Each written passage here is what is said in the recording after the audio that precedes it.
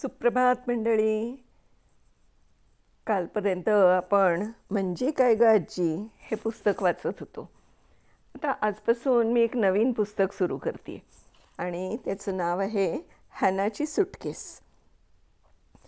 मूळ लेखक आहेत कॅरन लिवाईन आणि त्याचा मराठी अनुवाद माधुरी पुरंदरे यांनी केलेला आहे. तर पुस्तक सुरू करण्याआधी त्याची थोडीशी पार्श्वभूमी सांगते. खरं तर ही गोष्ट जी आहे ही सत्यकथा आहे, मुलांच्या आणि मोठ्यांच्याही हृदयाला स्पर्श करणारी. टोकियोतील हॉलोकास्ट एज्युकेशन सेंटर या मुलांसाठी चालवल्या जाणाऱ्या केंद्रावर 2000 सालच्या मार्च महिन्यात एक सुटकेस येऊन पोचली. त्यावर पांढऱ्या रंगात लिहिलेलं होतं, हॅना ब्रॅडी, 16 मे 1931, अनाथ. ही सुटकेस पाहून मुलांच्या मनात अनेक प्रश्न निर्माण झाले. ही हॅना कोण? तिचं काय झालं? सेंटरच्या संचालिका फ्युमिको इशिओका यांनी या प्रश्नांची उत्तरं द्यावीत अशी मुलांची अपेक्षा होती. फ्युमिकोला तरी ती उत्तरं कुठे माहीत होती. पण मग तिनं चंगच बांधला आणि या हॅनाचा शोध घेत ती जपानमधून युरोपपर्यंत आणि पुढे कॅनडापर्यंत जाऊन पोचली. काळाच्या उदरात गडप झालेल्या हॅनासाठी ती भूतकाळाच्या भुयारात 70 वर्ष मागेही गेली. तिच्या या शोधाचीच ही यशस्वी आणि अगदी अतिशय दुःखद अशी कहाणी. आणि आता त्या लेखिकेचे जे 2 शब्द आहेत ते मी थोडेसे वाचून दाखवते. हॅनाची सुटकेस ही एक सत्यकथा आहे. जवळजवळ 70 वर्षाच्या काळात जगातल्या 3 खंडांमध्ये ती घडते. 1930 आणि 40च्या दशकांमधल्या चेकोस्लोवाकिया या देशातल्या एका मुलीचं आणि तिच्या कुटुंबाचं अनुभव. आजच्या काळातल्या जपानमधल्या टोकियो या शहरात राहणारी एक तरुण स्त्री आणि काम करणाऱ्या लहान मुलांचा एक गट आणि कॅनडामधल्या टोरंटो या शहरात राहणारे एक गृहस्थ, या सर्वांना ही कथा एकत्र आणते. 1939 ते 1945 या काळात जगात दुसरं महायुद्ध चालू होतं. जर्मनीचा नाझी हुकुमशहा ॲडॉल्फ हिटलर याला संपूर्ण जगावर जर्मनीचं राज्य असावं असं वाटत होतं. ज्यू धर्माच्या सर्व लोकांना पृथ्वीच्या पाठीवरून निर्दयपणे नाहीसं करणं हा त्याच्या या स्वप्नातला मुख्य विचार होता. आपल्या या शत्रूंचा नाश करण्याकरता त्यानं युरोपभर तुरुंगासारख्या अनेक छावण्या निर्माण केल्या. त्यांना छळ छावण्या म्हणजे कॉन्सन्ट्रेशन कॅम्प्स असं म्हणत. युरोपातील जवळपास सर्व देशांमधल्या ज्यू स्त्रिया, पुरुष आणि लहान मुलांना त्यांच्या घरांपासून तोडून या छावण्यांमध्ये डांबलं गेलं आणि त्यांना तिथे भयंकर यातना सोसाव्या लागल्या. बहुतेकांना ठार मारण्यात आलं, तर अनेक जण उपासमार आणि रोगराई यामुळे मरण पावले. या मृत्यूच्या छावण्यांमध्ये आणि जिथे जिथे हिटलरचे अनुयायी त्याच्या भयानक योजना राबवण्यासाठी काम करत होते, अशा सर्व ठिकाणी मिळून 60 लाख ज्यू लोकांना ठार केलं गेलं. यापैकी 15 लाख लहान मुलं होती.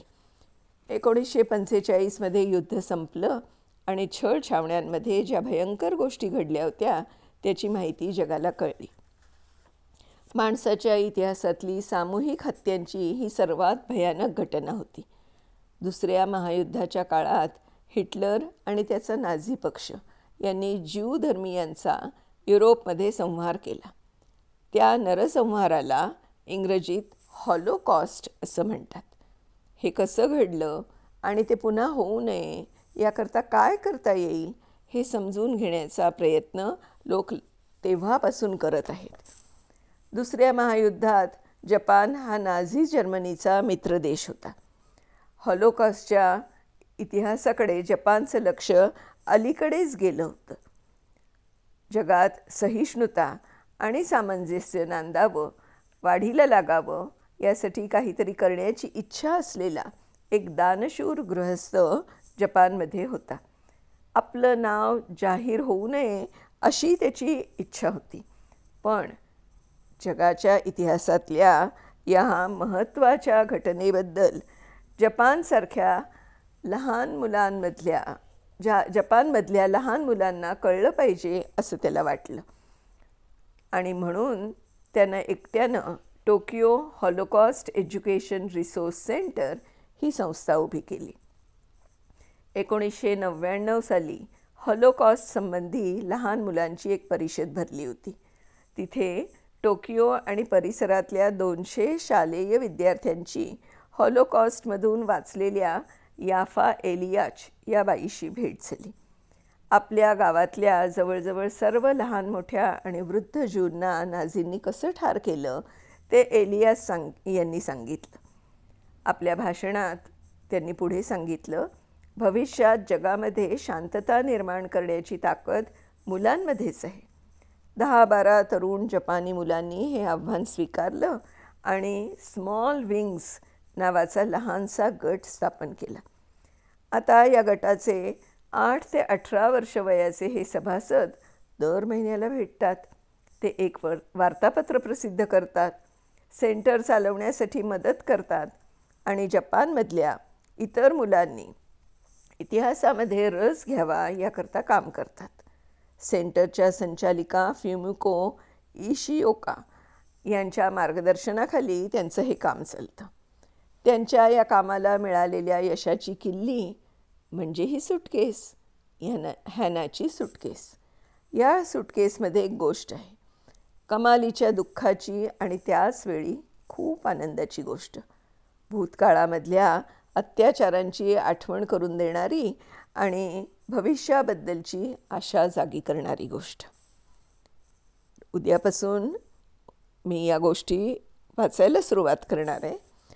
पण त्याआधी मला पण असं वाटलं की हॉलोकॉस्ट म्हणजे काय, किंवा त्यावेळच्या म्हणजे दुसऱ्या महायुद्धातल्या काळामध्ये ज्यू लोकांचं कसा नरसंहार झाला किंवा काय परिस्थिती त्यावेळेला होती, त्यावेळच्या त्या ज्यू लोकांनी कसे दिवस काढले, हे सगळं आज आपल्याला कळलं पाहिजे.